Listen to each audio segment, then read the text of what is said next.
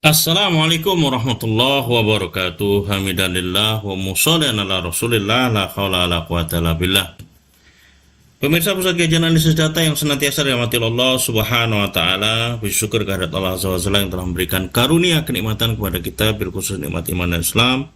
Sholawat serta salam semoga senantiasa tertuju kepada junjungan kita baginda Rasulullah sallallahu alaihi wasallam.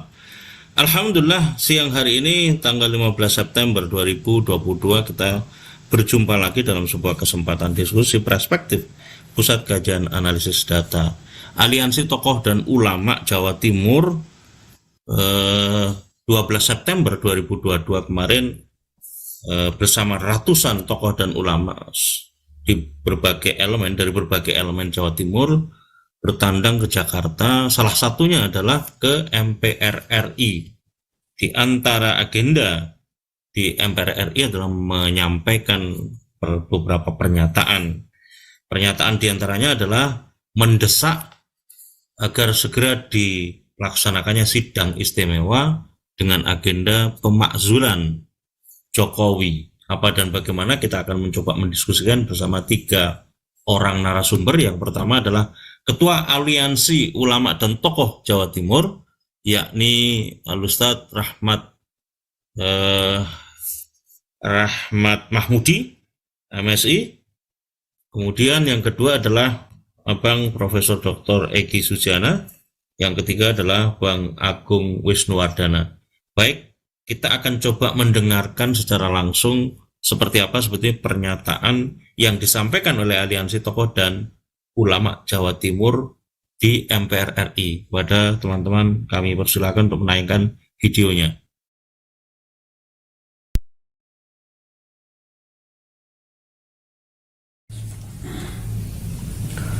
Pernyataan sikap Aliansi Ulama dan Tokoh Jawa Timur untuk penyelamatan bangsa dan negara Republik Indonesia. Senin 12 September 2022 Masehi, 23 Safar 1444 Hijriah. Assalamualaikum warahmatullahi wabarakatuh. Bismillahirrahmanirrahim. Mencermati dan menimbang persoalan-persoalan kebangsaan dan kenegaraan akhir-akhir ini. 1. Adanya upaya dan gerakan dari pihak-pihak tertentu yang terus mewacanakan penundaan pemilu dan perpanjangan masa jabatan presiden hingga 3 periode. 2. Adanya rekrutmen TNI yang membuka peluang bagi keturunan PKI untuk mendaftar menjadi anggota TNI, sedangkan TAP MPRS 25 tahun 1966 tegas melarang PKI dan organisasi sayapnya serta penyebar luasan ajaran komunisme, marxisme, dan leninisme. 3. Adanya kebijakan pembangunan ibu kota negara baru IKN Nusantara dengan biaya yang sangat besar di tengah sangat tingginya hutang negara yang tidak disertai dengan kajian akademik dan studi kelayakan yang memadai terkait kemanfaatannya, urgensinya, latar belakang historisnya, dan terutama dampak sosiologisnya. 4.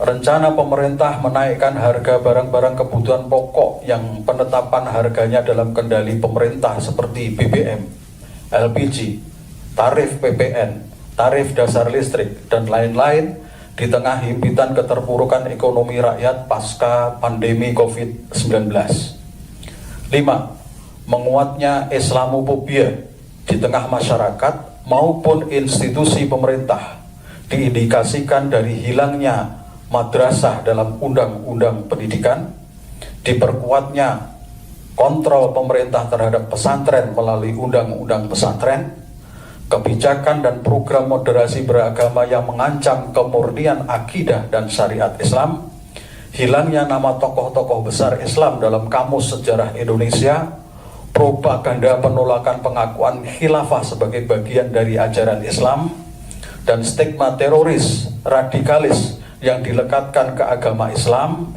berikut pemeluknya yang taat dan berkepedulian tinggi terhadap keutuhan agamanya. Sementara pada sisi lain, PBB telah mengeluarkan resolusi tentang anti-Islamofobia yang seharusnya diindahkan dan dilaksanakan di Indonesia. 6. Telah dan akan dilakukannya pengangkatan lebih dari 250 pejabat atau PJ, gubernur, bupati, wali kota se-Indonesia oleh Menteri Dalam Negeri untuk mengisi kekosongan jabatan kepala daerah sebagai dampak kebijakan pemilu kepala daerah serentak tahun 2024 yang patut diwaspadai sangat rawan terjadi praktek KKN, korupsi, kolusi, nepotisme, dan rawan pula digunakan kelompok tertentu untuk pemenangan pemilu atau Pilpres 2024 sehingga membutuhkan langkah-langkah yang cepat dan tepat untuk mengantisipasinya. 7. Makin vulgarnya gerakan dan keberanian kelompok LGBT untuk menunjukkan eksistensinya karena merasa mendapat dukungan pemerintah. Sedangkan LGBT merupakan perilaku menyimpang dan dilarang oleh seluruh agama yang apabila terus dibiarkan dan tidak dibatasi eksistensinya dan aktivitasnya akan mengancam psikologi anak-anak bangsa di samping menimbulkan keresahan masyarakat. 8. Meningkatnya gejala ketidakadilan dalam penegakan hukum atau inequality before the law, ditandai banyaknya kriminalisasi terhadap ulama dan tokoh Islam yang kritis terhadap pemerintah, sedangkan para buzzer pembela pemerintah selalu aman dari jeratan hukum meski melakukan tindakan yang patut diduga ada unsur pidana. 9. Terus munculnya gelombang kebijakan pemerintah yang tidak pro rakyat dan sangat merugikan rakyat, seperti kebijakan pembatasan pupuk bersubsidi yang berakibat pupuk menjadi langka dan mahal, serta kebijakan kontroversial impor bahan-bahan pangan hasil pertanian yang jelas-jelas merugikan para petani. Kemudian munculnya Undang-Undang Cipta Kerja atau Omnibus Law yang merugikan buruh, RUU KUHP yang mengancam demokrasi, kemerdekaan dan hak asasi rakyat dalam menyampaikan pendapat, dan terbaru kebijakan pemerintah yang memaksakan kenaikan harga BBM. 10. Makin meluasnya ketidakpercayaan rakyat atau social distrust terhadap kepemimpinan nasional akibat kebijakan-kebijakan yang tidak pro rakyat dan malah menimbulkan permasalahan yang kompleks serta menyengsarakan rakyat sebagaimana diuraikan dalam fakta-fakta di atas.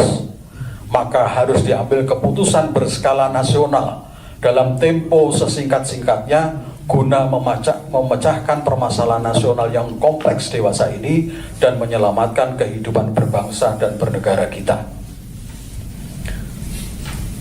Dengan ini, Aliansi Ulama dan Tokoh Jawa Timur menyampaikan pernyataan sikap sebagai berikut. 1. Menolak tegas wacana penundaan pemilu, perpanjangan masa jabatan presiden, maupun penambahan batas masa jabatan presiden hingga 3 periode karena wacana-wacana itu jelas bertentangan dengan konstitusi Undang-Undang Dasar 1945. 2. Menolak tegas proses rekrutmen calon anggota TNI dari keturunan PKI karena bertentangan dengan substansi TAP MPRS 25 tahun 1966 dan berpotensi membahayakan keamanan negara serta membangkitkan kembali komunisme. 3. Menolak keras pembangunan ibu kota negara baru IKN Nusantara karena dinilai tidak urgen, tidak manfaat, tidak prioritas, A. Historis, berpotensi menambah beban hutang negara yang hakikatnya akan membebani rakyat juga, serta dikhawatirkan akan merugikan masyarakat adat setempat. 4. Menolak keras rencana pemerintah untuk menaikkan harga BBM LPG, tarif PPN, tarif dasar listrik yang pasti akan memberi efek domino ikut naiknya harga berbagai bahan kebutuhan dasar yang berdampak semakin menambah berat beban rakyat serta makin memburuknya perekonomian rakyat yang sebelumnya sudah sangat terpuruk akibat pandemi COVID-19. 5. Menolak keras segala agenda pihak manapun, terutama yang terafiliasi dengan pemerintah, yang terindikasi bermuatan Islamofobia, dan menuntut pemerintah untuk mengindahkan resolusi PBB tentang anti-Islamofobia dengan merevisi kebijakan-kebijakannya, dengan memasukkan kembali madrasah dalam undang-undang pendidikan, melepaskan kontrol pemerintah terhadap pesantren, meninjau kembali program moderasi beragama, memasukkan kembali nama tokoh-tokoh besar Islam dalam kamus sejarah Indonesia, menghentikan propaganda khilafah bukan ajaran Islam, dan menghilangkan stigma teroris dan radikalis yang dilekatkan ke ajaran Islam dan pemeluk taatnya. 6. Menolak keras pengangkatan pejabat kepala daerah oleh Menteri Dalam Negeri dari unsur TNI Polri, karena selain bertentangan dengan undang-undang dan tidak memiliki pijakan konstitusi, juga bertentangan dengan semangat reformasi untuk menghapus dui fungsi TNI Polri. 7. Menolak tegas gerakan LGBT dan meminta Presiden bersama DPR RI untuk melarang eksistensi dan gerakan LGBT di Indonesia melalui pembentukan undang-undang guna menyelamatkan masa depan generasi muda anak bangsa. 8. Mengutuk keras segala bentuk kriminalisasi terhadap ulama dan tokoh umat, serta menuntut kesungguhan aparat penegak hukum untuk melaksanakan penegakan hukum yang berkeadilan dengan menjunjung tinggi azas kesamaan di depan hukum atau equality before the law, tidak tajam ke bawah namun tumpul ke atas. 9. Menolak keras kebijakan-kebijakan dan regulasi pemerintah yang sangat merugikan rakyat seperti kebijakan pembatasan pupuk bersubsidi, kebijakan impor bahan pangan hasil pertanian, Undang-Undang Cipta Kerja, RUU KUHP, serta kebijakan kenaikan harga BBM.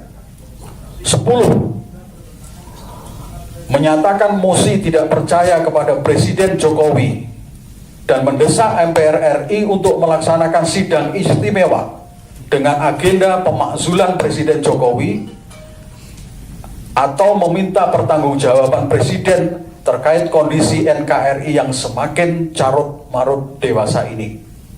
11. Meminta kepada MPR RI untuk membuat ketetapan MPR yang menyatakan pemberlakuan kembali Undang-Undang Dasar 1945 yang asli. Demikian pernyataan sikap ini dinyatakan dengan sebenarnya demi kemaslahatan umat dan keselamatan seluruh rakyat Indonesia, serta tetap tegaknya negara kesatuan Republik Indonesia yang berdasarkan Pancasila dan Undang-Undang Dasar 1945. Wassalamualaikum warahmatullahi wabarakatuh. Jakarta, 12 September 2022 Masehi, 23 Safar 1444 Hijriah, Aliansi Ulama dan Tokoh Jawa Timur, disetujui dan ditandatangani seluruh anggota aliansi. Ketua tertanda Dr. Andes Rahmat Mahmudi MSI, Sekretaris Dr. Andes Ahmad Mustaqim Safi. Selesai. Ya, demikian tadi telah disampaikan laporan liputan mengenai video penyampaian pernyataan sikap yang disampaikan oleh Aliansi Ulama dan Tokoh Jawa Timur. Kita akan mencoba mengkonfirmasi langsung kepada Ketua Aliansi Ulama dan Tokoh Jawa Timur seputar persoalan tuntutan yang disampaikan sebagaimana yang ditayangkan di dalam video di MPR RI. Kita akan sapa Ustadz Rahmat Mahmudi. Assalamualaikum warahmatullahi wabarakatuh, Ustadz Rahmat Mahmudi. Audionya masih belum nyala, Ustaz.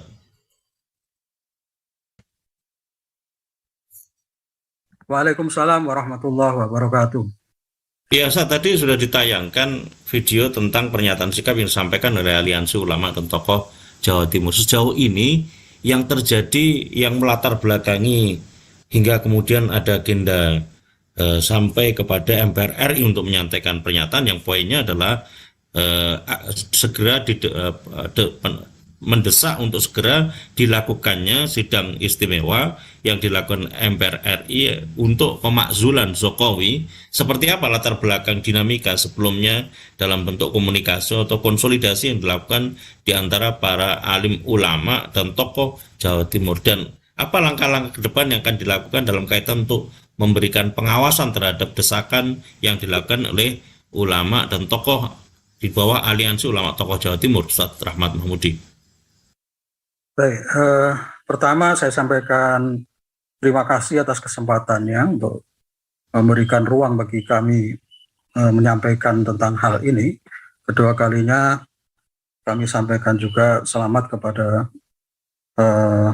para pembicara yang hari ini hadir bersama PKAD. Pada intinya seperti ini, bahwa keprihatinan dari ulama dan tokoh Jawa Timur itu sebenarnya sudah terjadi sejak tribulan terakhir di tahun 2021. Artinya pada waktu itu sekitar bulan November 2021 itu kita melihat banyak persoalan di negeri ini yang harus kita kritisi dan harus kita coba mencari solusi-solusinya, karena kita melihat ada eskalasi persoalan yang makin hari makin banyak. Jadi banyak kebijakan-kebijakan pemerintah itu yang tidak sesuai dengan keinginan rakyat. Banyak kebijakan yang tidak pro kepada rakyat, di samping banyak perilaku-perilaku lembaga-lembaga negara yang tidak sesuai dengan apa yang diharapkan oleh rakyat. Intinya seperti itu. Dan kemudian pada saat itu ulama-ulama di Jawa Timur melalui inisiasi dari Kediri Raya waktu itu bersama-sama melakukan audiensi kepada DPRD provinsi pada waktu itu Desember 2021. Pada saat itu kita sampaikan keprihatinan kita sekaligus keinginan dari ulama, tokoh dan habaib waktu itu yang bergabung di dalam audiensi itu adanya tindakan real dari pemerintah untuk membenahi berbagai persoalan yang ada. Pada awalnya sebenarnya pada waktu itu yang kita soroti adalah persoalan penegakan hukum yang dinilai tidak berkeadilan, equality before the law. Gitu ya. Kita melihat ada diskriminasi di dalam penegakan hukum kita. Di satu sisi umat Islam merasa bahwa ada diskriminasi itu ditunjukkan indikasi banyaknya ulama yang dikriminalisasi oleh pemerintah. Sementara pada sisi lain banyak tokoh-tokoh, terutama buzzer-buzzer pemerintah itu yang melakukan tindakan yang kurang lebih sama, yang kalau mau dipidanakan seperti ulama itu juga bisa, tapi faktanya itu tidak dilakukan. Itu contoh kecil saja. Persoalan-persoalan penegakan hukum itu yang waktu itu menjadi sorotan utama kita, dan kita mintakan kepada pemerintah untuk membenahi. Itu awalnya seperti itu pada Desember itu. Waktu itu kita sampaikan aspirasi itu kepada DPRD Provinsi Jawa Timur, diterima langsung oleh Ketua DPRD Jawa Timur. Saya ingat waktu itu. Dan kemudian kami juga mendapat informasi bahwa pernyataan sikap kita pada waktu itu katanya sudah dikirim langsung kepada DPR dan MPR. Itu katanya seperti itu. Tapi kita tidak melihat ada respon dari DPR maupun MPR. Dalam perkembangannya, ulama-ulama yang bergabung di dalam audiensi itu pada akhirnya intensif melakukan komunikasi. Ya, ulama habaib, masyayikh, asatidz, banyak sekali. Pada saat kita audiensi dengan DPRD itu ada sekitar 23 daerah asal dari ulama itu yang bergabung. Kemudian setelah itu kita bertemu lagi setelah melalui komunikasi online, kita kemudian merasa perlu untuk ketemu lagi komunikasi offline, maka bertemulah pada tanggal 4 Juni ya, pada 4 Juni 2022, karena sebetulnya itu ada proses yang mendahului di mana kita ada pertemuan-pertemuan kecil tapi belum dalam pertemuan dalam skup yang besar. Baru pada 4 Juni 2022 itu kita bertemu lagi dalam format yang besar, di mana hadir di sana kurang lebih ada 28 daerah yang hadir, ada 100 orang dari 28 daerah itu. Kita kemudian menyusun pernyataan sikap yang disempurnakan, karena ada keinginan dari ulama itu bahwa ini persoalan di Indonesia itu bukan hanya soal penegakan hukum, bukan hanya soal penegakan hukum yang diskriminatif, tapi banyak persoalan ekonomi, persoalan politik, ya, persoalan sosial itu yang juga harus kita cermati di sana. Dan kemudian akhirnya pada pertemuan itu kita bisa mengumpulkan sekitar 10 butir aspek, ya, 10 butir aspek yang kita soroti. Tapi kalau mau dibuat detail sebetulnya banyak sekali butir-butir itu, tapi kemudian kita kelompokkan menjadi hanya 10 butir. Dan dari 10 butir hasil pengamatan, pencermatan, dan analisa kita terhadap persoalan keumatan kebangsaan kita itu, kemudian kita tuangkan di dalam 11 tuntutan.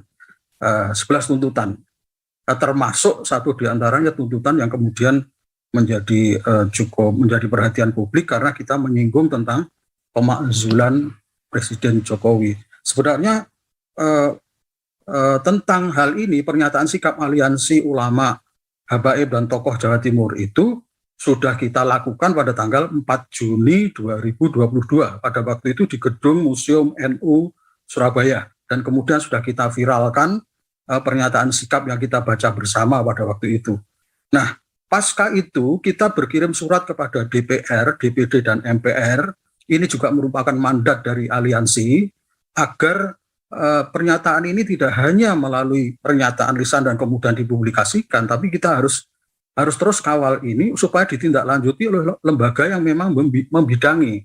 Maka kita kirim surat kepada DPR, DPD, dan MPR. Dan yang memberi respon pertama adalah DPD, sehingga pada waktu itu kita sudah bisa ketemu langsung dengan Ketua DPD, Bapak Lanyala Mataliti. Pada waktu itu kita bisa bertemu tidak harus ke Jakarta, tapi cukup di Surabaya, di Kadin, kantor Kadin Jawa Timur di Surabaya. Ingat saya sekitar tanggal 25 Juli pada waktu itu.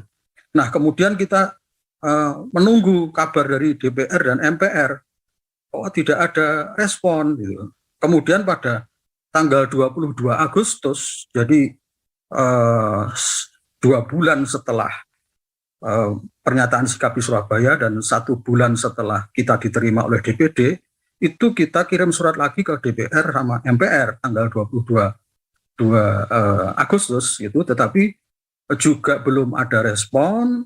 Kita sempat mendapat informasi bahwa kita akan diterima oleh salah satu ketua, tetapi menjelang hari H, menjelang tanggal hari H itu adalah 12 September, Senin, itu mentah lagi informasi bahwa kita akan diterima oleh pimpinan MPR itu. Nah, kemudian kita memutuskan bahwa kita tidak bisa menunggu karena pernyataan sikap ini harus segera sampai ke DPR maupun MPR, maka kita memutuskan sebagian dari kita itu berangkat ke Jakarta.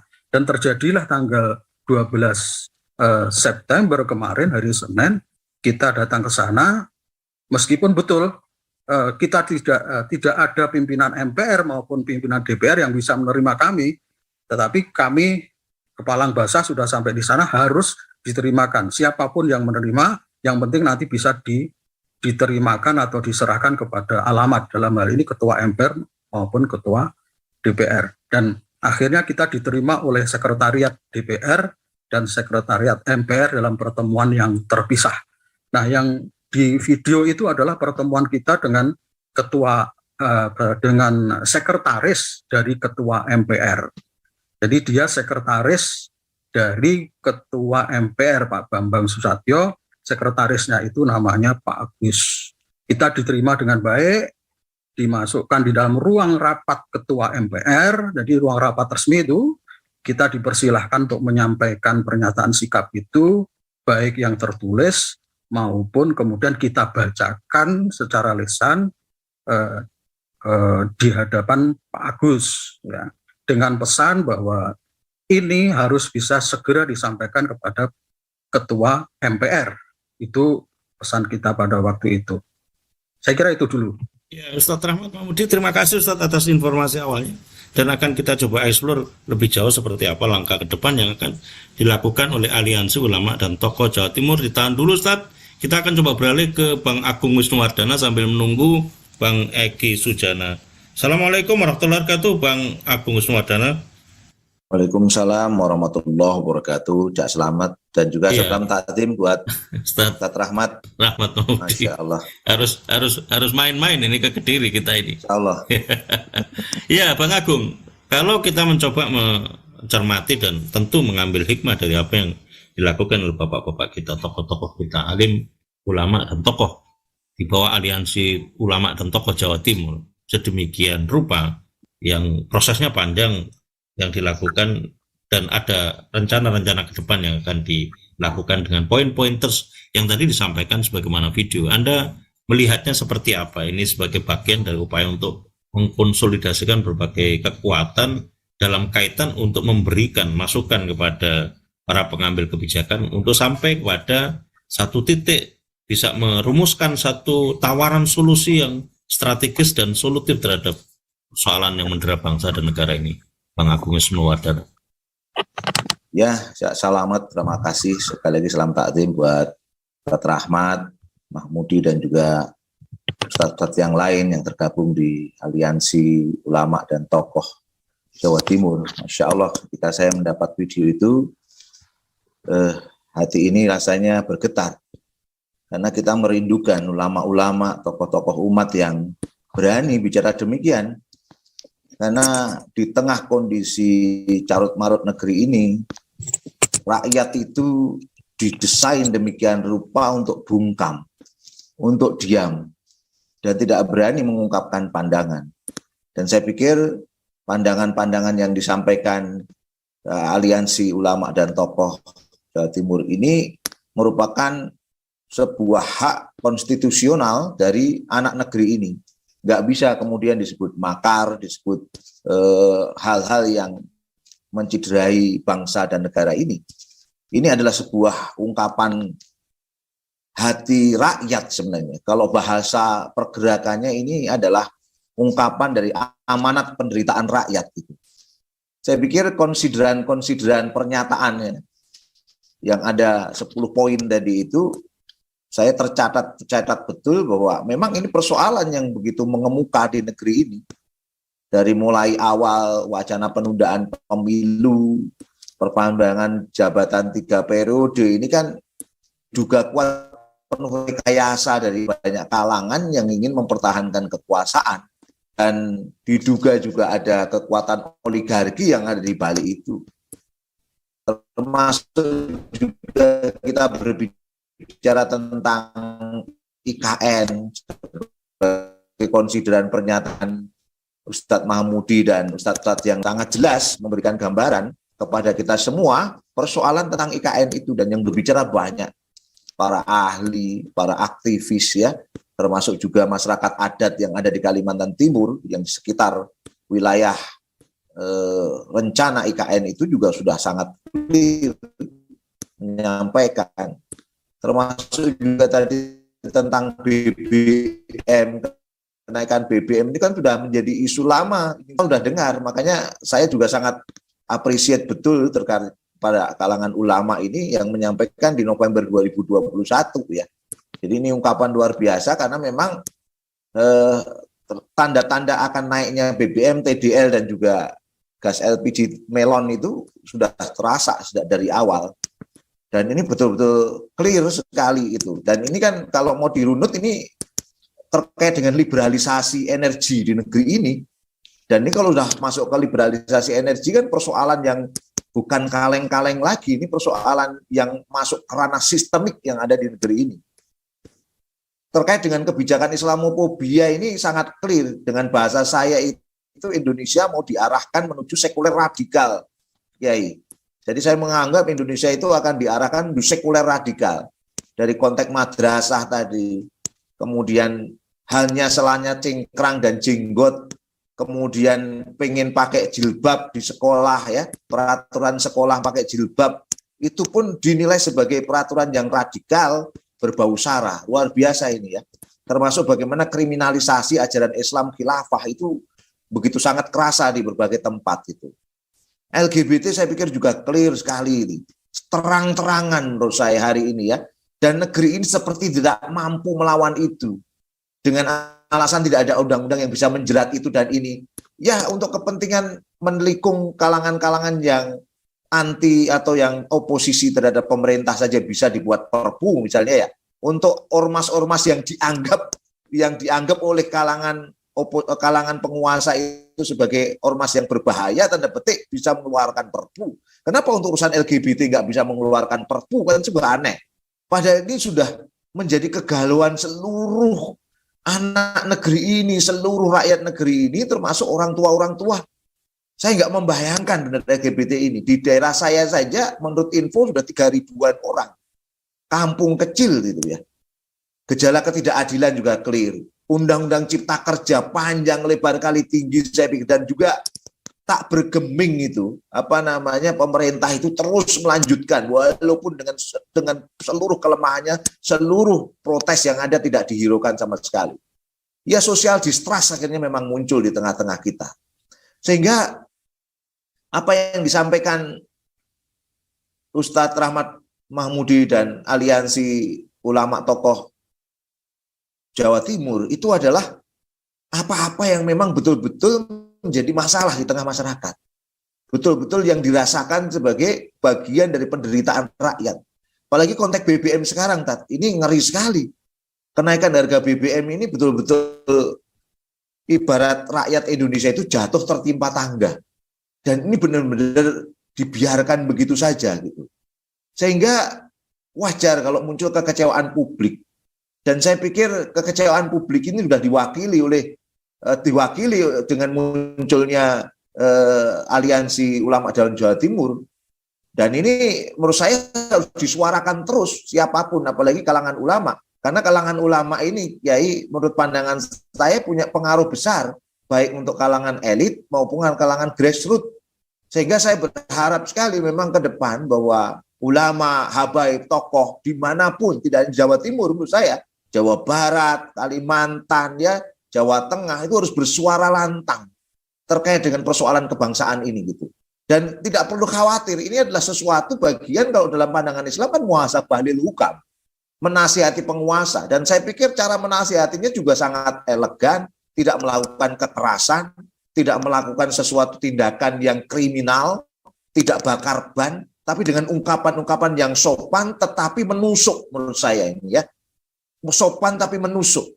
Jadi ini menurut saya patut dihargai dan dibaca sebagai bagian dari kekuatan rakyat, mewakili suara rakyat yang memang ingin segera terjadi perubahan menuju perbaikan negeri ini gitu loh sekarang ini.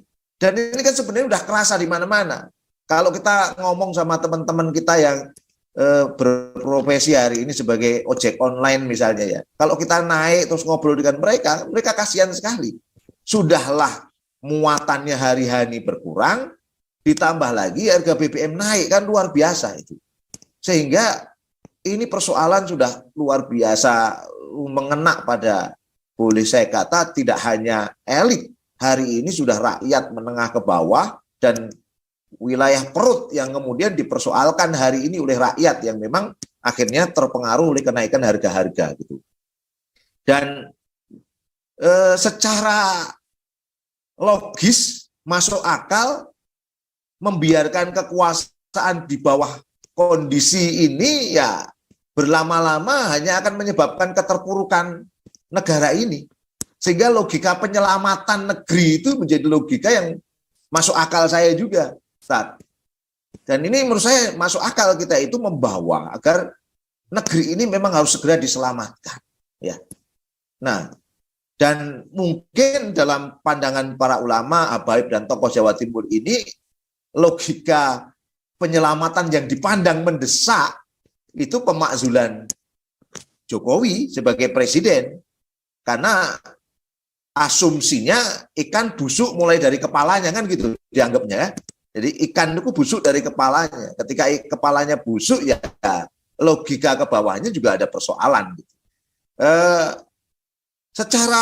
Secara logis ini juga masuk akal.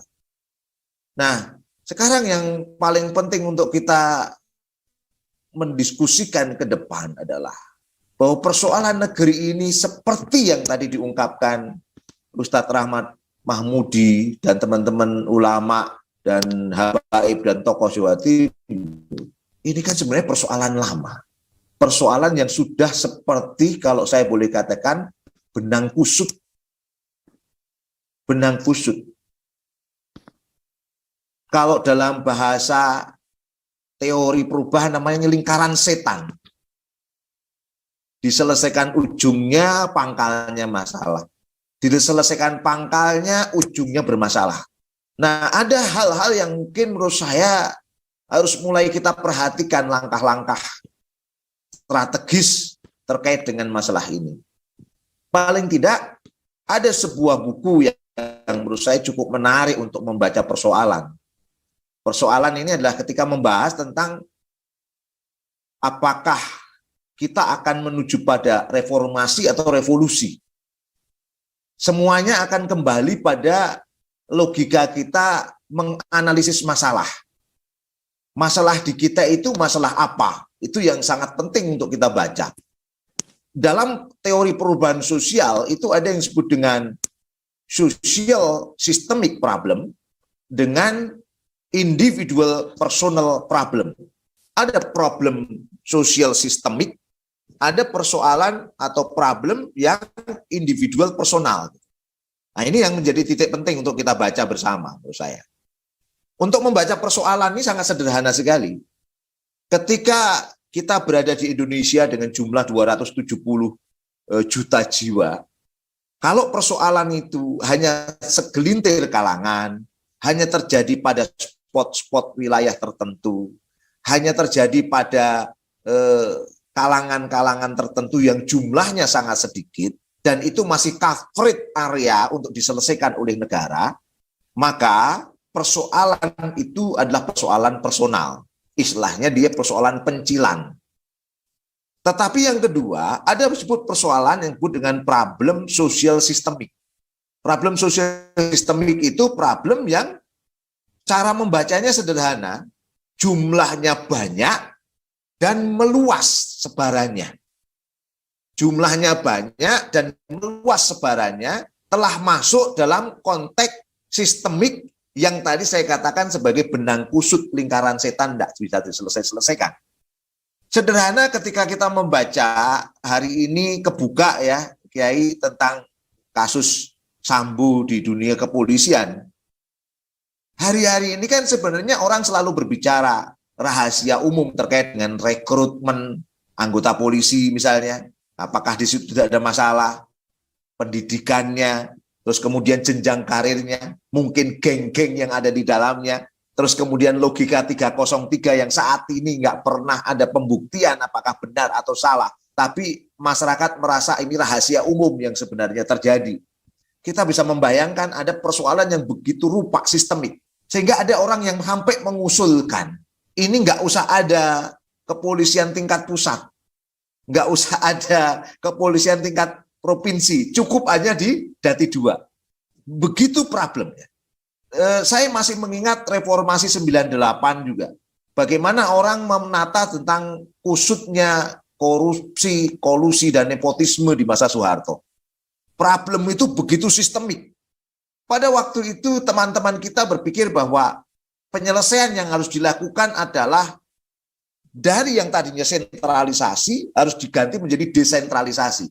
Sentralisasi itu berarti memusat, semua dikendalikan Soeharto, tapi bagaimana kita bisa membagi kekuasaan ke bawah, muncullah otonomi daerah. Lanjut lagi, muncullah sebut undang-undang desa. Ya, undang-undang desa itu ingin memberikan kekuasaan kepada kepala desa, memberikan domain pengaturan anggaran kepada kepala desa. Tapi apa yang terjadi? Apakah korupsi selesai? Tidak. Ternyata korupsi ini sudah bergelindan. Kenapa? Karena ada logika yang disebut dengan korporatokrasi kan kemudian. ada korporasi, ada birokrasi yang saling berhubungan.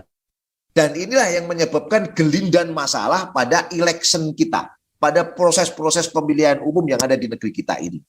Belum lagi tentang kemiskinan, belum lagi tentang pertambangan. Memang persoalan itu begitu sistemik. LGBT, persoalan ada pada kebijakan, ada pada kultural, dan ada pada struktural. Sehingga saya membaca, Cak Slamet, persoalan negeri ini benar-benar saya membaca pada persoalan sistemik, bukan persoalan personal. Apalagi kalau kita bicara kemarin diskusi di PKAD tentang kenaikan harga BBM. Ada logika liberalisasi di tingkat internasional, ada logika liberalisasi di tingkat lokal. Nah, liberalisasi di tingkat internasional itu sulit dikendalikan kecuali ada kekuatan yang benar-benar bisa mendesakkan kekuatan baru. Terus kemudian logika liberalisasi di tingkat nasional, domestik Indonesia, itu hanya bisa ditekankan kalau ada perubahan undang-undang. Hal-hal inilah yang saya sebut sebagai persoalan sistemik yang sudah masuk ke akar masalah. Ketika kita bicara sistemik, maka ada dua persoalan yang muncul di sana, sistem dan orang. Logikanya apa? Logikanya ketika kita ingin membangun peradaban baru yang lebih baik, maka harus ada perubahan sistem dan juga perubahan orang. Sistem tentu yang akan bisa memberikan wadah pada pengelolaan tata kelola negeri ini yang lebih baik. Orang akan bicara tentang amanah orang itu yang tidak melakukan kezoliman ketika dia memiliki kekuasaan di level nasional maupun di level-level yang lainnya. Logika ini yang seharusnya mulai kita pikirkan langkah-langkah ke depan, tapi terus terang sejak dari awal tadi saya appreciate Cak Slamet terkait dengan langkah-langkah dari para ulama, tokoh di Jawa Timur, dan semoga kita berharap bahwa ungkapan-ungkapan kritis dari ulama ini bisa tersebar di merata di semua daerah, dan konsolidasi keumatan menurut saya harus segera kita lakukan untuk menemukan apa yang menjadi akar masalah kita dan apa yang harus menjadi solusi di tengah-tengah kita. Begitu Cak Slamet sebagai awal diskusi kita. Ya. Terima kasih Bang Agung Wisnuwardana atas respon terhadap apa yang tadi sudah disampaikan oleh Aliansi Ulama dan Tokoh Jawa Timur berkaitan dengan sikap yang sekarang ini dirasakan sebagai bagian dari problem mendasar dan problem sistemik negeri ini, dan ada satu usulan atau desakan untuk segera melakukan pemakzulan kepada Jokowi melalui sidang istimewa yang akan diselenggarakan oleh MPR. Kita akan coba mengeksplor lebih jauh ke abang kita, Abang Profesor Dr. Egy Sujana, soal mekanisme konstitusional terkait dengan persoalan ini, apakah memungkinkan sebagaimana yang diharapkan atau yang dipikirkan oleh teman-teman, dan sejauh ini seperti apa sebenarnya realitas politik yang berkembang. Kita akan coba sapa Bang Egy Sujana. Assalamualaikum warahmatullahi wabarakatuh, Bang Profesor Dr. Egy Sujana.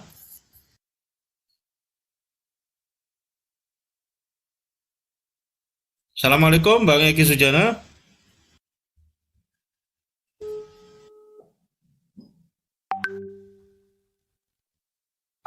Halo, iya Bang, silakan.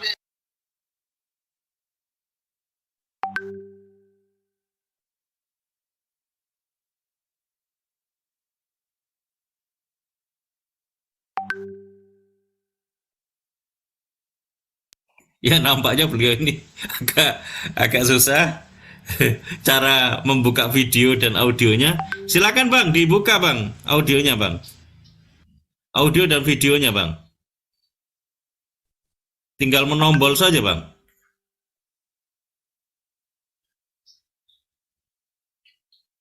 Ya mesti harus dibantu beliau. Iya. Supaya beliau bisa melakukan sesuai dengan harapan dunia digital saat ini, kira-kira begitu. Sambil menunggu beliau, kita coba balik lagi ke Ustadz Rahmat Mahmudi. Assalamualaikum warahmatullahi wabarakatuh, Ustadz Rahmat Mahmudi. Audionya Ustadz, Baik. Iya, Ustadz. Waalaikumsalam warahmatullahi wabarakatuh. Iya, sambil menunggu Bang Egy ini sudah masuk di Zoom, cuman beliau agak gaptek nampaknya. Iya. Menyalakan audio dan videonya.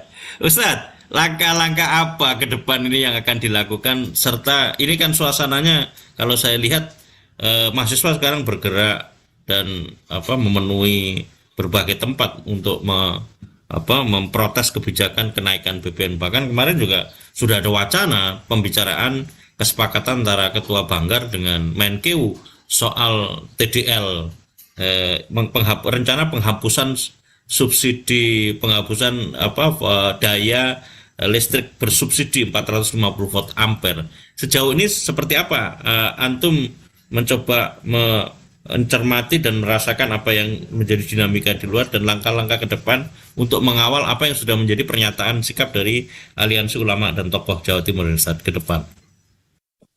Jadi sebenarnya kesimpulan yang diambil oleh Aliansi Ulama, Habaib dan tokoh Jawa Timur itu bahwa persoalan-persoalan yang ada selama ini sesungguhnya persoalannya itu adalah di kepemimpinan nasional. Jadi kita melihat bahwa day by day, hari demi hari, kebijakan-kebijakan pemerintah itu makin menyengsarakan rakyat. Itu kesimpulannya begitu.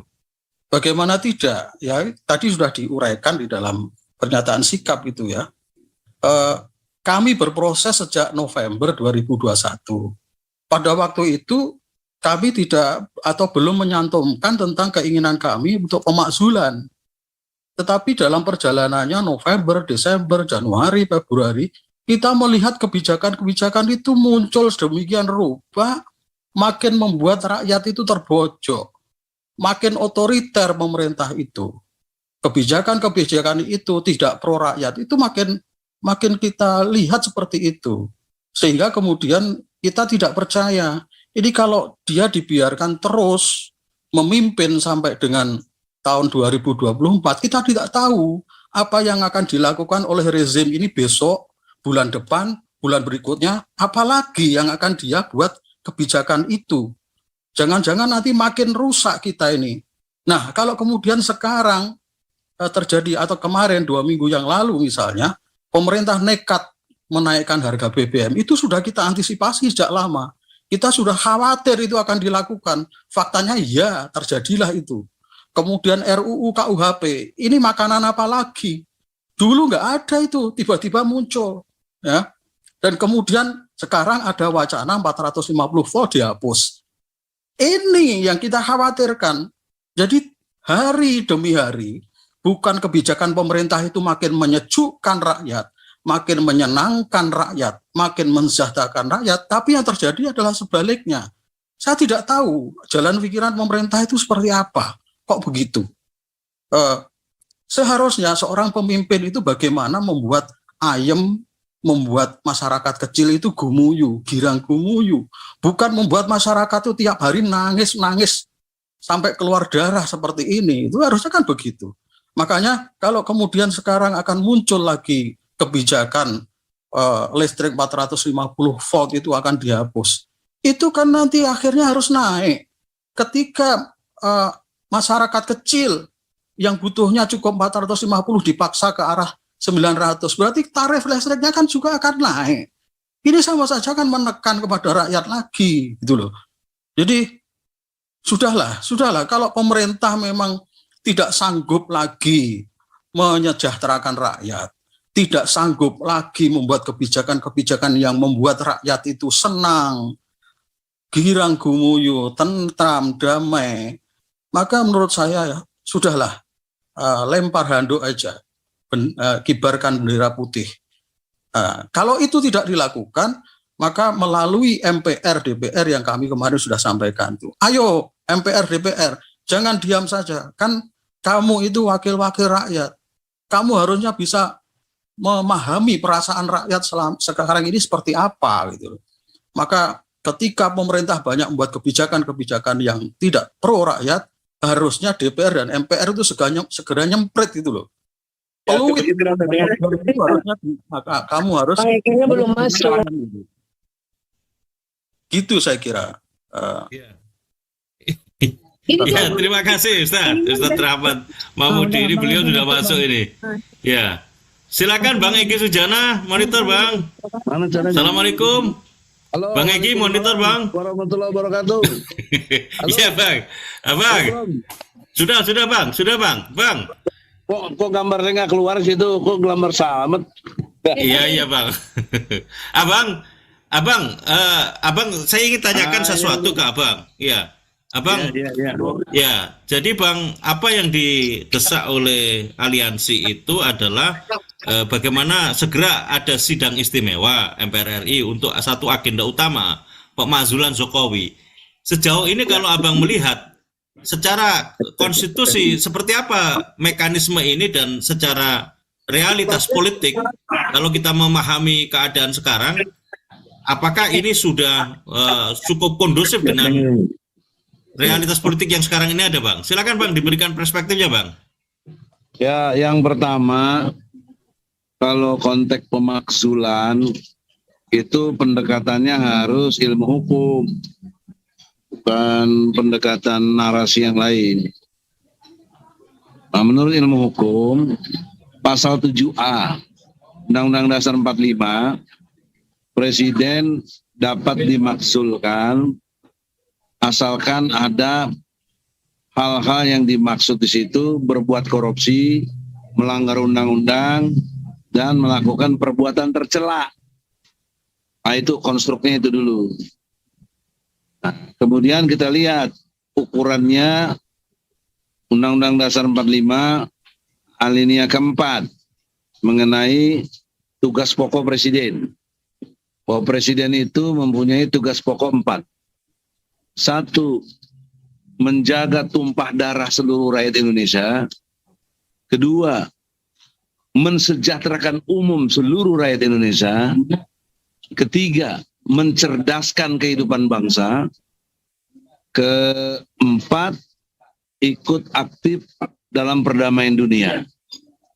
Nah, itu tugas pokok Presiden. Nah, kita lihatlah selama Jokowi mimpin, tugas pokok Presiden itu nggak jalan gitu loh. Atau dilaksanakan apa tidak. Nah, itu problemnya. Orang Pak Kiai itu orientasinya semoga sudah ke situ sehingga kita sejalan.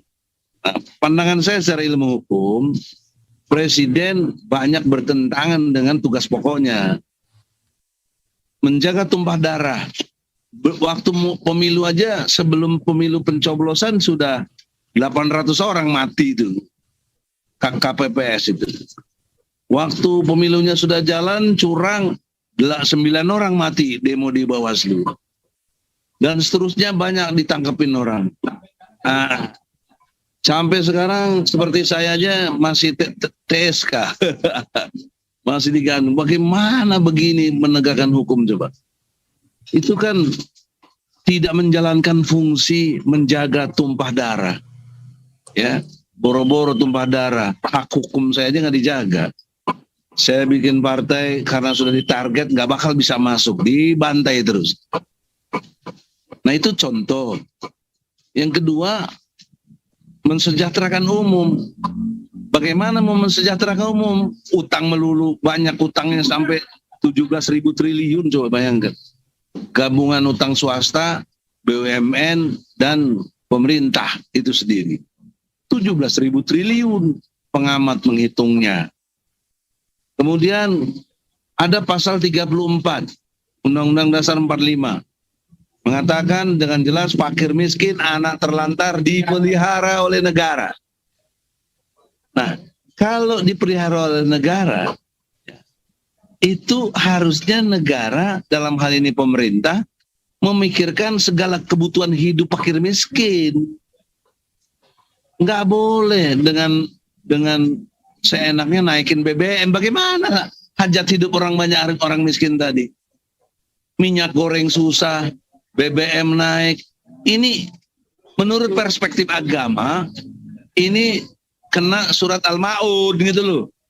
Aro'aita lazi yukadzibu biddin. Tahukah kamu siapa pendusta agama itu? Mereka yang tidak beri makan orang miskin, menghardik anak yatim. Nah, ini Quran. Jadi ini pendusta gitu. Jadi prinsip-prinsip yang berkait dengan apa yang dimaksud Undang-Undang Dasar 45, tugas pokok presiden nggak jalan. Termasuk tidak mencerdaskan kehidupan bangsa. Saya ada bukti nyata dari penelitian Monash University. Ini pusat data analisis harus punya ini. 73% rakyat Indonesia yang muslim tidak bisa baca Quran. 75% tidak sholat. Lalu bagaimana mau menghidupi keadaan berbangsa bernegara tercegah dari keji dan mungkar? Banyak yang nggak sholat. Nah, orang bisa sholat, orang bisa baca Quran itu kan lewat pendidikan. Caranya Jokowi sebagai presiden harus mencerdaskan kehidupan bangsa lewat kurikulum, lewat segala macam bentuk pelajaran pendidikan agama yang harus diyakini oleh umat Islam mayoritas. Seharusnya sih kalau pemerintah ini cerdas, didik aja rakyat ini sholatnya bener. Pasti tercegah keji dan mungkar. Orang janji Allah kok, inna sholata tanha anifasai wal mungkar. Pasti terjaga dengan sholatnya, dididik, dijaga. Nggak boleh sekali-kali ninggalin sholat. Nggak boleh, terutama kita yang laki-laki. Kalau wanita ada rusoknya, ada keringanan, lagi nifas atau lagi mens, boleh nggak sholat. Kita laki-laki mana ada alasan nggak boleh nggak sholat? Nggak ada. Sakit pun juga sholat dan lain sebagainya. Oleh karena itu, di dalam kesempatan ini kita harus mengerti dengan baik apa yang dimaksud dengan mencerdaskan kehidupan bangsa.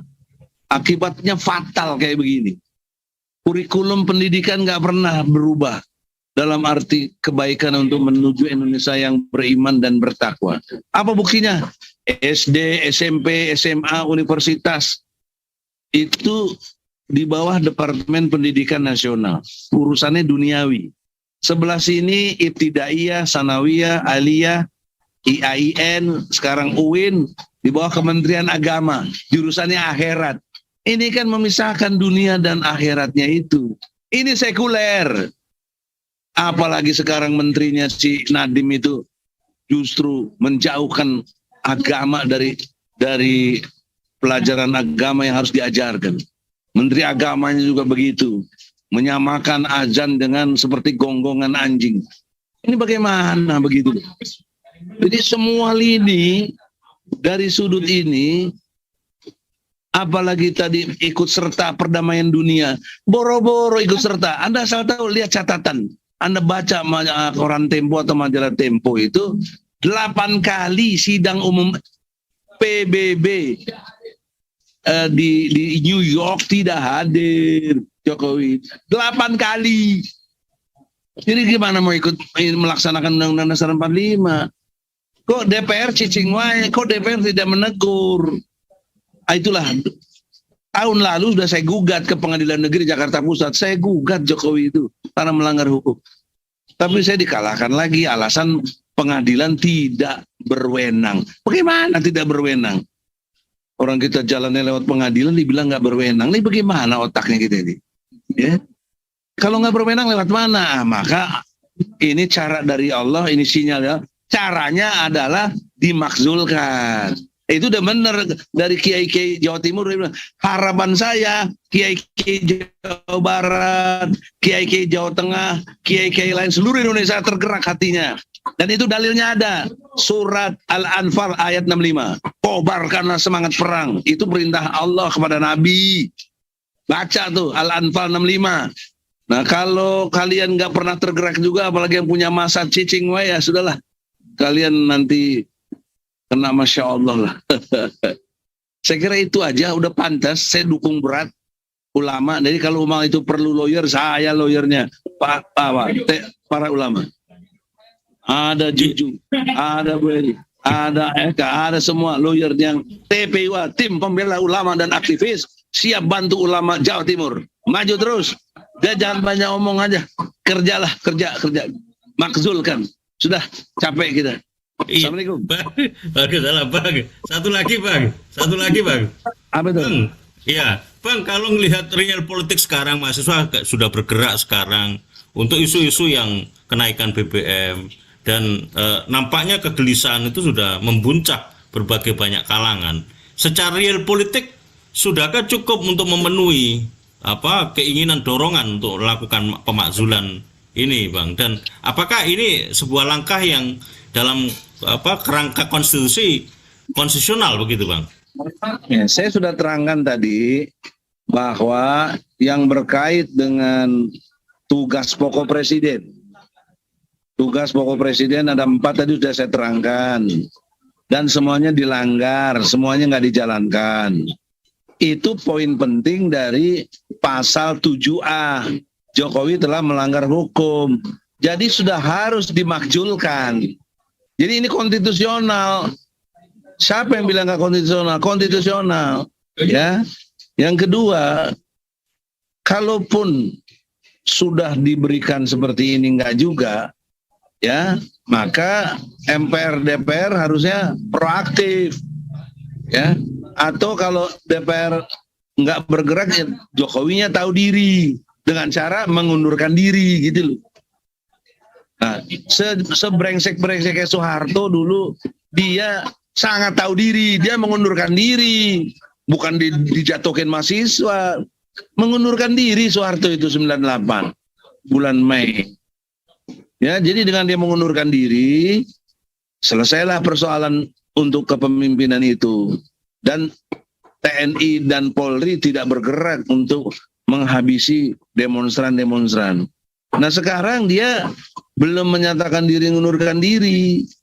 Nah, harusnya tadi saya kirim ke Ustadz Slamet pidatonya Habib Rizik yang menghimbau, tolong itu diputar, itu bagus sekali, itu konstitusional itu, ya. Iya, Bang. Jadi saran saya, kalau itu ada waktu buat saya, putarkan aja itu videonya Habib Rizik. Supaya, nanti kita iya, Bang. Tolong diputarkan sebagai hak jawab saya. Ini udah pantas dan konstitusional. Dulu kalian pada nunggu komando ulama, ulama udah komando tuh. Lu alasan aja kagak mau bergerak juga. Oke, Bang. Terima kasih, Bang. Ya, oke, Bang.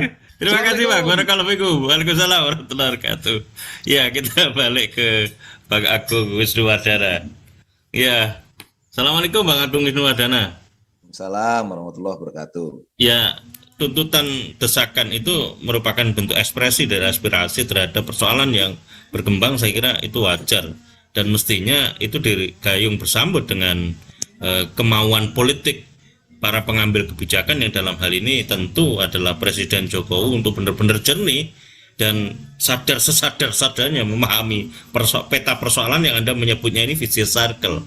Tetapi apa sebetulnya langkah yang harus dilakukan oleh kita semuanya untuk melengkapi apa yang menjadi kegelisahan para tokoh-tokoh ini yang nampaknya sudah memiliki pemahaman yang sama terhadap realitas atau fakta politik yang sekarang ini ada, dan apa piranti-piranti yang perlu disiapkan, karena sekali lagi ini persoalannya bukan hanya persoalan yang sistemnya parsial tapi segmental, tetapi sistemik, menyangkut persoalan rejim maupun sistem.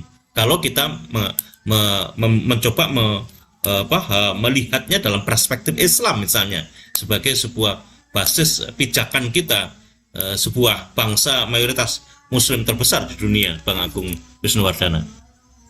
Ya, Cak Slamet, sebuah perubahan itu sebenarnya ditentukan oleh 2 bagian pokok, Dasein dan Dasollen. Dasein itu adalah fakta kekinian.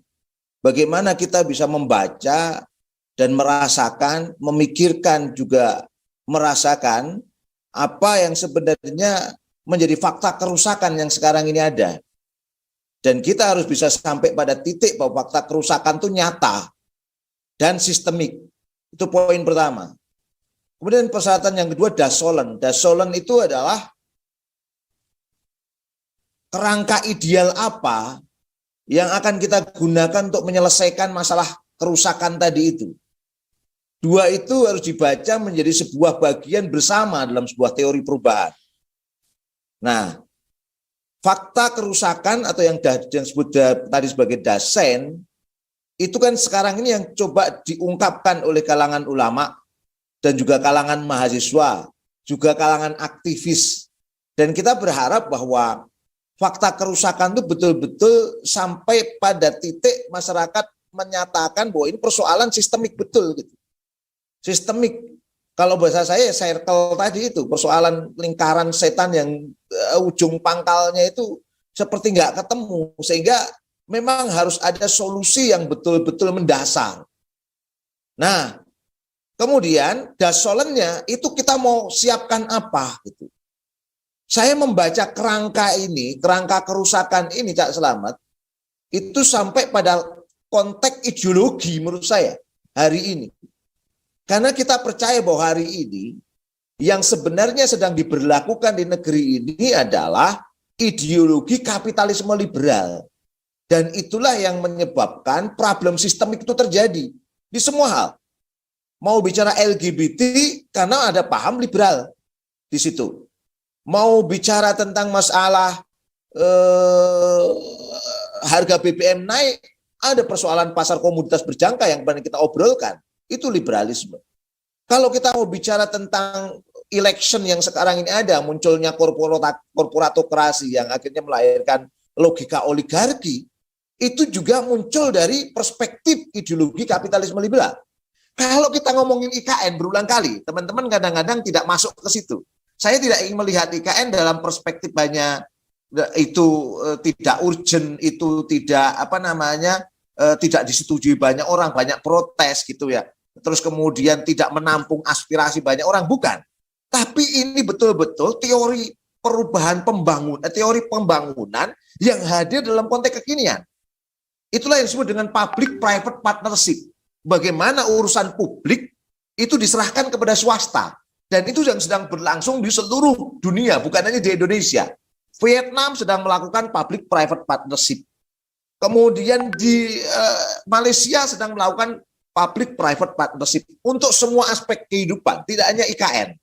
Tidak hanya untuk pemindahan ibu kota, tapi juga untuk infrastruktur yang lain. Termasuk juga untuk ekonomi-ekonomi yang strategis yang ada di negeri ini. Itu public-private partnership. Luar biasa ini, ya. Itu adalah era baru dari apa yang kemudian disebut dengan stakeholder capitalism. Nah, ini persoalan begitu rupa gitu. Nah, ini harus sampai, ini betul-betul kesadaran tingkat kerusakan ini betul-betul sampai. Dan saya setuju apa yang dilakukan para ulama ini bagian dari upaya untuk membangun kesadaran itu. Mahasiswa alhamdulillah sekarang udah mau masuk ke ranah BBM. Kita harus sampai membaca itu sampai ke ranah sistemik. Nah, karena ini persoalannya adalah persoalan ideologi, saya menawarkan dasolennya juga ideologi gitu. Dalam bahasa terbuka saya, dan ini saya juga ingin menawarkan proposal ini kepada Ustadz Rahmat Mahmudi dan para ulama lain, kenapa enggak sekalian ini kita tawarkan penerapan syariah Islam? Toh penerapan syariah Islam itu punya akar sejak dari dulu. Terus kemudian punya konsep pasca kalau nanti perubahan ini terjadi. Kelemahan tahun 98, Cak, itu hanya berpikir bagaimana Soeharto turun. Tapi tidak memikirkan pasca Soeharto turun, kita mau tata negara ini bagaimana? Akhirnya apa? Masuklah letter of intent, masuklah kapitalisme gaya baru yang disebut dengan neoliberal. Yang dulunya Soeharto namanya state capitalism, jadilah kemudian neoliberal.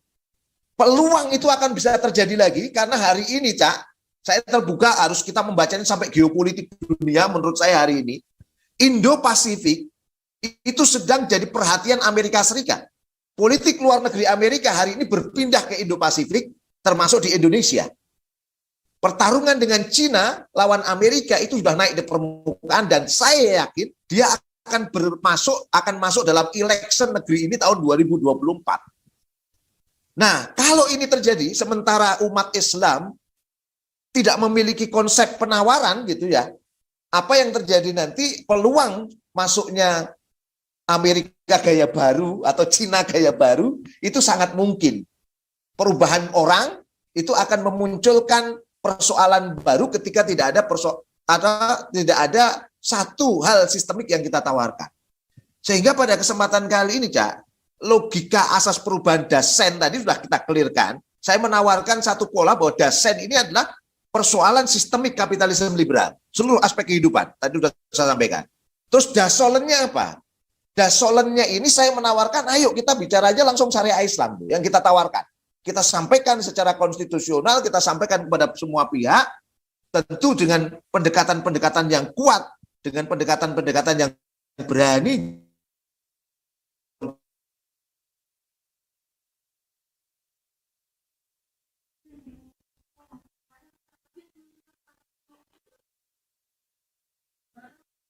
Dan 55, kemudian 65, umat Islam seringkali hanya dijadikan objek, bukan menjadi subjek. Nah, ini persoalannya. Menjadi objek bukan subjek. Akhirnya apa? Pihak lain yang mendapat keuntungan dari perubahan ini. Memang disinilah satu hal yang perlu kita langkahkan, appreciate betul apa yang terjadi pada ulama Jawa Timur, tapi langkah berikutnya adalah konsolidasi keumatan, yuk kita gencarkan. Lewat PKAD, lewat pertemuan dengan Kiai Mahmudi, kita mungkin berkunjung ke Kediri nanti ya, kita ketemu lagi dengan teman-teman Bandung, ketemu dengan konsolidasi untuk menyamakan perspektif tentang dasen dan sosol. Ini harus selesai. Dasen dan dosolennya harus selesai, kemudian kita melangkah untuk melakukan perubahan yang sesungguhnya pada konteks negeri ini. Ya, salah satu solusi mungkin pemakzulan Jokowi bisa masuk di dalamnya, tetapi harus melangkah berikutnya pada apa? Perubahan sistemik negeri ini, dan kita harus berani berkata hari ini. Karena kalau kita nggak berani berkata solusinya Islam, maka kapitalisme lagi yang akan masuk. Peluang itu sangat besar, karena gerbong kapitalisme itu sekarang diwakili oleh dua kelompok. Kelompok Amerika dengan neoliberalnya, dan kapitalisme state atau state capitalism yang sekarang ini sedang diemban oleh Cina dan Rusia. Kalau kita tidak menawarkan Islam, peluangnya kita akan terbawa pada logika kapitalisme Amerika atau logika kapitalisme timurnya Cina. BRI sudah masuk, Kuat sudah masuk ya, AUKUS Australia, Inggris, Amerika sudah melalui perairan-perairan kita. Saya pikir Ustadz Mahmudi dan juga para ulama sekalian, saya dorong, ayo kita berani ucapkan sekali aja syariah Islam sebagai solusi terbaik untuk negeri ini. Syariah Islam punya konsep tentang bagaimana pengelolaan energi. Syariah Islam punya konsep tentang bagaimana pengelolaan ekonomi. Tidak hanya perbankan syariah dan asuransi syariah. Islam juga punya konsep bagaimana menata tata kelola kelautan. Dan kami hitung kemarin, Cak Slamet, dalam hitungan-hitungan kami, 6 komoditas utama negeri ini, ketika dikembalikan kepada milik umat seperti hadis yang disampaikan, An-nasu surukau bisalasin alma wal kala wanar, maka kurang lebih baru 6 komoditas sekitar 4.125 triliun rupiah menjadi pemasukan APBN negeri ini. Dalam bahasa Islam ya baitul mal. Nah, hari ini orang bicara Islam itu selalu ditakut-takuti. Waktunya speak up hari ini kita. Waktunya speak up untuk menawarkan Islam, karena persoalan sistem negeri ini juga persoalan ideologi, yaitu persoalan kapitalisme. Bagaimana Pancasila? Pancasila itu sering kali hanya dijadikan topeng untuk menutupi kebobrokan kapitalisme yang sekarang ini ada. Matur nuwun, Tan. Iya, terima kasih Bang Agung Wisnuwardana. Ya, kita masih punya waktu sampai dengan 16 menit. Saya akan berikan kesempatan masing-masing untuk memberikan semacam poin preview dan closing statement-nya untuk menyampaikan sebagai bagian dari stressing point kita membahas mengenai langkah yang dilakukan oleh aliansi ulama dan tokoh Jawa Timur, seperti apa upaya untuk mengkonsolidasikan aspirasi yang berkembang ini. Saya kira ini berangkat dari sebuah kepentingan yang sama, kegelisahan terhadap problem sistemik yang mendera negeri ini, dan bagaimana merumuskan rumusan penyelesaian yang benar-benar mendasar, komprehensif, dan tentu bukan hanya sekedar refleksi terhadap realitas, tetapi ini sungguh menjadi bagian dari keharusan untuk kewajiban kita sebagai seorang muslim, karena ini nanti akan menyangkut pertanggungjawaban kita dunia dan akhirat sebagai seorang muslim. Silakan Ustadz Mahmudi bisa disampaikan poin preview serta closing statement-nya, serta yang lebih pokok adalah bagaimana upaya untuk bisa mensosialisasikan perjuangan yang sekarang dilakukan oleh aliansi ulama dan tokoh itu bisa menjadi penyadaran bersama seluruh lapisan masyarakat, bil khusus Jawa Timur tadi sebagaimana Bang Egy sampaikan, kalau bisa itu merambah ke berbagai daerah. Tentu ini semangatnya adalah semangat konstruktif dan konstitusional tentu saja. Silakan Ustaz Rahmat Mahmudi. Terima kasih. Jadi terima kasih kalau tadi Bang Egy sudah memberikan satu pencerahan kepada kita bahwa upaya yang dilakukan oleh aliansi itu adalah konstitusional, dan kata-kata konstitusional ini menjadi sangat penting karena bisa jadi di kelompok-kelompok yang tidak paham atau merasa sebetulnya paham tapi karena dia punya kepentingan kemudian mengatakan apa yang kita lakukan ini tidak konstitusional, ini makar dan sebagainya. Saya kira itu sudah clear tadi bahwa apa yang kita lakukan ini adalah konstitusional. Dan kemudian juga bahwa kita ini ingin memperbaiki negeri, jadi konstruktif, bahwa kita ini tidak sekedar kemudian teriak-teriak agar pemerintah ini berhenti atau digulingkan atau turun atau apapun namanya, tetapi karena kita memiliki alasan-alasan bahwa selama ini rezim itu membuat kebijakan-kebijakan yang justru itu bertentangan dengan keinginan rakyat gitu loh. Sehingga social distrust itu muncul di dalam masyarakat. Jadi munculnya keinginan untuk pemakzulan itu semata-mata karena masyarakat itu sudah nggak percaya lagi. Nanti diberi waktu ya paling-paling buat kebijakan yang merugikan rakyat lagi gitu. Nah, kedepannya tentu saja bahwa perasaan bahwa pemerintah ini sudah tidak bisa dipercaya, ya, mosi tidak percaya itu harus betul-betul disuarakan oleh seluruh rakyat. Kalaupun sekarang baru kami dari aliansi ulama, habaib dan tokoh Jawa Timur yang menyuarakan itu, maka sesungguhnya kami ini hanya mengawali. Ya, sesungguhnya kalau mau jujur, masyarakat juga memiliki perasaan yang sama. Monggo, silakan. Rakyat punya hak untuk bicara itu. Kalau kemarin masih banyak yang menunggu, banyak yang berpikir gimana ini, harus bagaimana ini. Nah ini ibaratnya kami sudah membukakan sebuah pintu. Ini kami sudah berani bersuara. Bagaimana dengan Anda? Kami juga ingin elemen-elemen lain, bukan hanya ulama, tokoh, dan habaib, tapi juga elemen lain untuk bisa menyuarakan itu. Karena saya yakin keprihatinan ini dirasakan hampir seluruh mayoritas masyarakat kita, terutama kelompok menengah ke bawah. Cuma persoalannya mereka itu mau bersuara, berani bersuara atau tidak. Maka dengan apa yang disampaikan oleh Bang Egy tadi, ini konstitusional. Dan kemudian Bang Egy juga memaparkan kegagalan-kegagalan pemerintah, dan itu secara konstitusi bisa bagi kita menjadi pintu masuk untuk memakzulkan Presiden Jokowi. Tetapi tentu saja kita membutuhkan satu dukungan dari publik, ya, dukungan dari masyarakat. Tidak bisa elemen aliansi ulama, habaib dan tokoh Jawa Timur saja yang bergerak. Kita semua perlu bergerak. Maka monggo kita jujur, kita harus berani. Katakan yang hak itu hak, ya. Katakan yang benar itu benar, dan kita harus memperjuangkan. Kalau kebenaran tidak diperjuangkan, nanti akan tenggelam oleh kezaliman. Itu terjadi, fakta di depan mata kita. Monggo kita bergerak, kita bersama-sama. Ini adalah perjuangan kita dalam rangka amar ma'ruf nahi munkar. Berkaitan dengan tadi konsep apa yang ditawarkan ke depan, misalnya tadi disampaikan ada menawarkan konsep syariat Islam dan sebagainya, maka itu bisa kita diskusikan. Terpenting yang harus kita pahami dari sekarang adalah bahwa negeri ini dibangun, ya, ini yang barangkali perlu dicermati lagi. Negeri ini dibangun sebagai sebuah negeri yang dalam sejarahnya itu tidak lepas dari perjuangan ulama, perjuangan komunitas-komunitas agama. Ini harus dipegang. Bagaimana perjuangan para ulama kita dulu ikut bahu-membahu dalam mendirikan negara ini. Dan kemudian pesan-pesan dari ulama bahwa negara ini merdeka itu karena rahmat Allah yang Maha Kuasa, itu dimasukkan di sana. Jadi kita harus harus cermati betul, renungan kembali bahwa para pendiri republik ini sejak awal itu memposisikan kemerdekaan ini adalah sebagai bentuk rahmat dari Allah Subhanahu wa taala, Tuhan yang Maha Esa. Artinya apa? Ke depan kita ini juga harus membangun negeri ini menuju negeri yang mendapat rahmat dari Allah Subhanahu wa taala.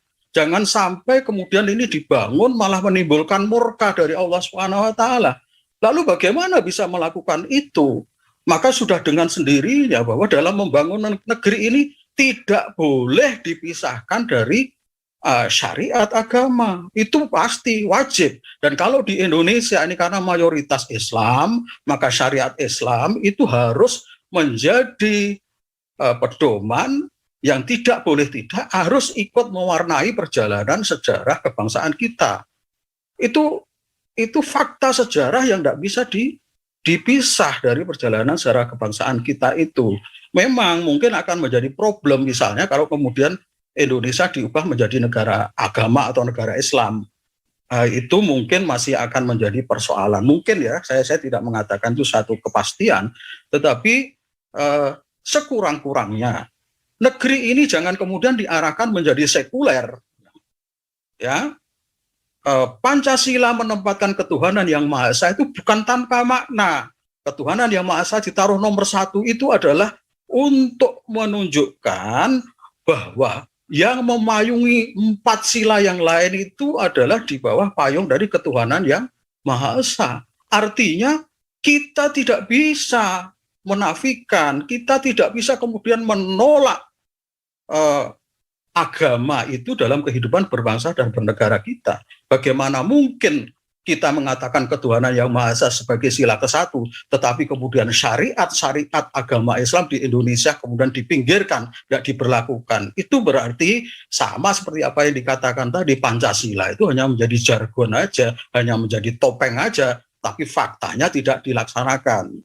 Jadi kalau menerapkan syariat Islam misalnya di dalam kehidupan berbangsa dan bernegara kita, itu sebenarnya sah-sah saja karena sila pertama kita itu sila ketuhanan yang Maha Esa. Tentu kemudian bahwa syariat Islam itu harus diadopsi di dalam hukum-hukum positif kita, peraturan perundang-undangan kita, dan itu butuh kesadaran kita bersama. Jangan kemudian malah syariatnya dipinggir-pinggirkan, dijauh-jauhkan, bahkan ada yang mencoba mengganti sila pertamanya, diubah dari ketuhanan yang Maha Esa menjadi ketuhanan yang berkebudayaan. Itu sudah jauh melenceng dari itu.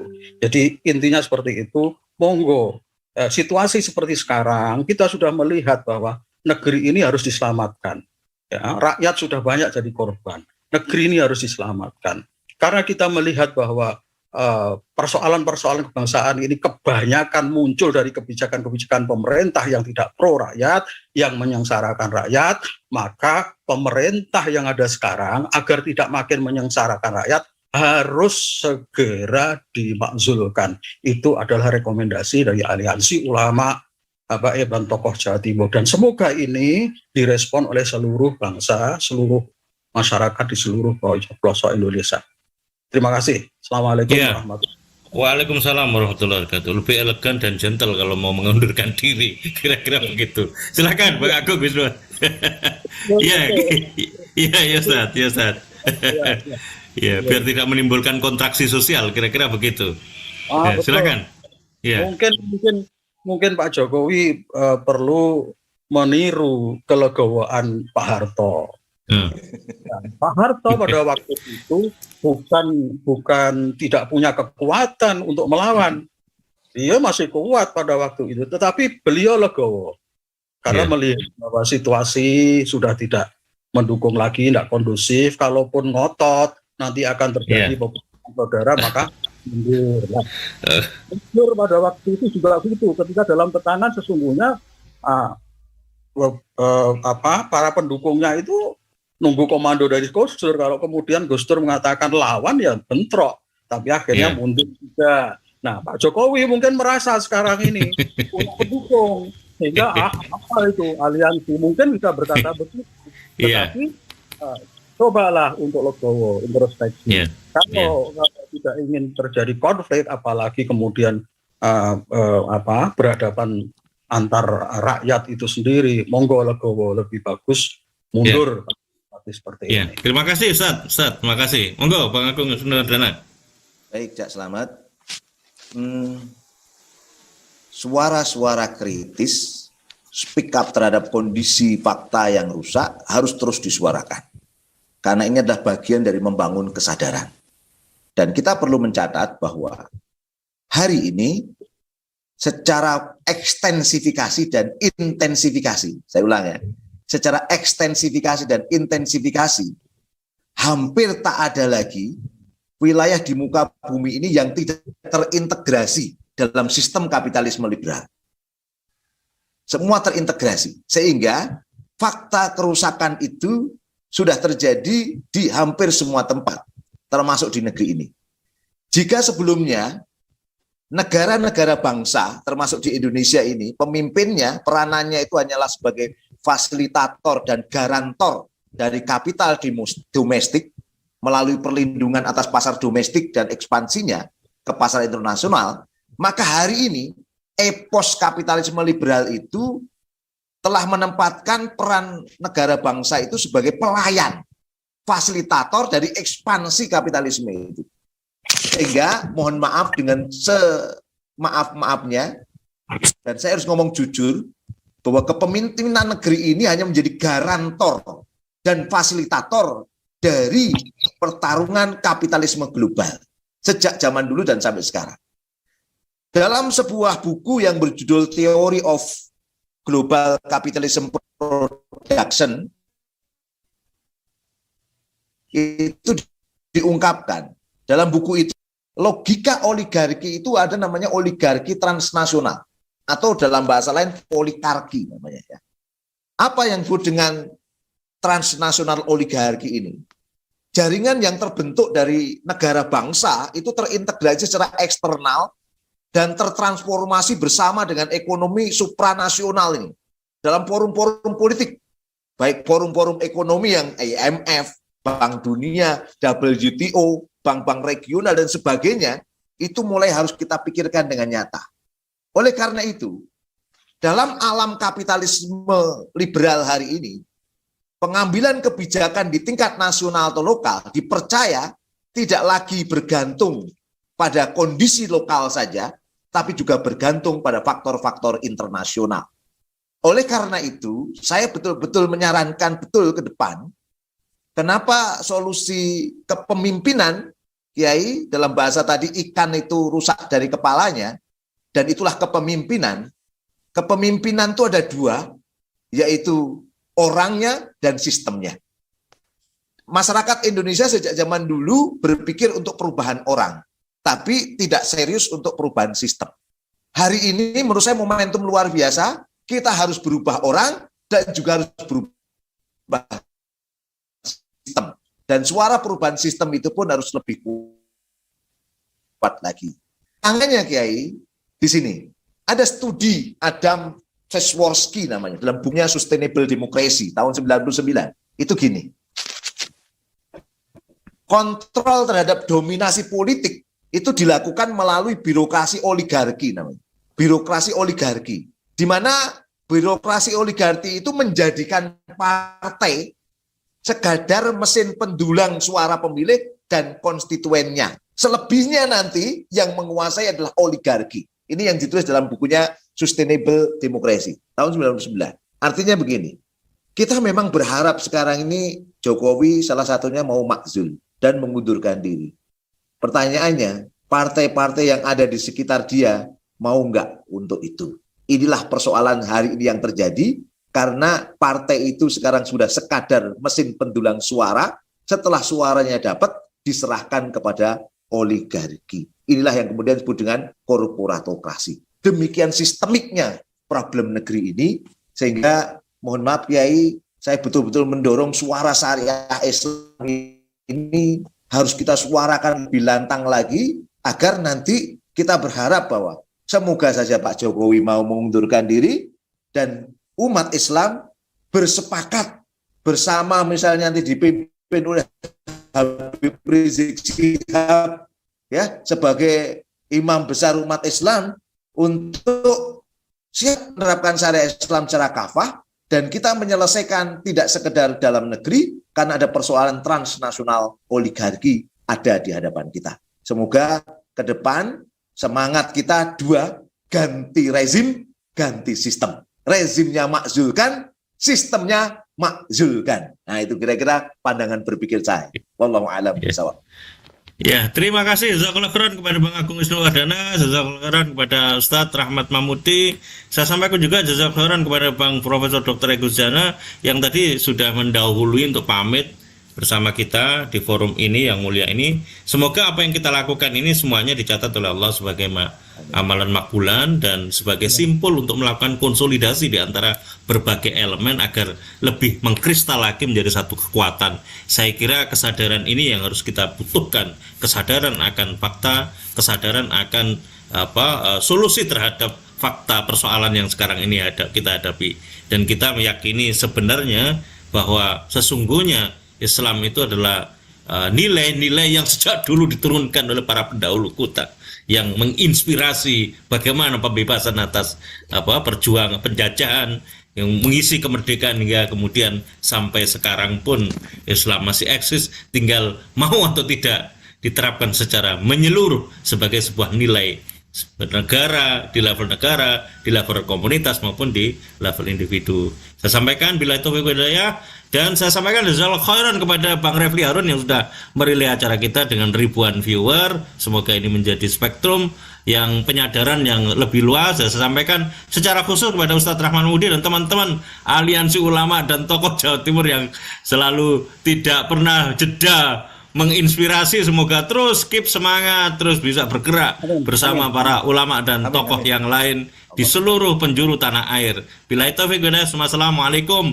warahmatullahi wabarakatuh. Syukran Ustaz. Syukran Ustaz. Assalamualaikum warahmatullahi wabarakatuh. Allah Akbar. Allah Akbar. Allah Akbar.